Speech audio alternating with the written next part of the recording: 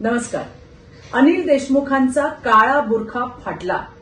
सचिन वाझेने अनिल देशमुखांवर केलेले आरोप अत्यंत गंभीर असून देशमुखांचा काळा बुरखा टराटरा फाटलाय.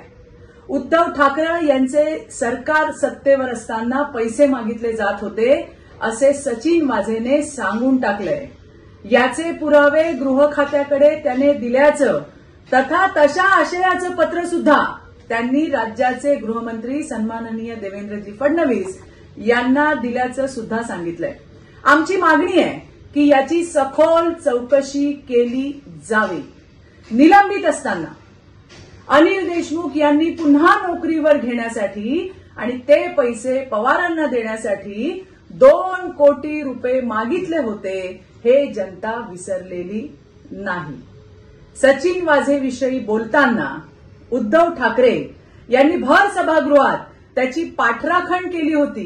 सचिन वाझे म्हणजे लादेन आहे का असं बेजबाबदार वक्तव्य उद्धव ठाकरे यांनी केलं होतं. हे देखील सर्वश्रुत आहे, सगळ्यांना माहितीये. आज पुण्यामध्ये उद्धव ठाकरे यावर बोलतील का? महाराष्ट्रातील जनतेला या वसुली गँगची अधिकची माहिती देतील का? याची आम्ही वाट पाहतोय. धन्यवाद. जय हिंद, जय महाराष्ट्र.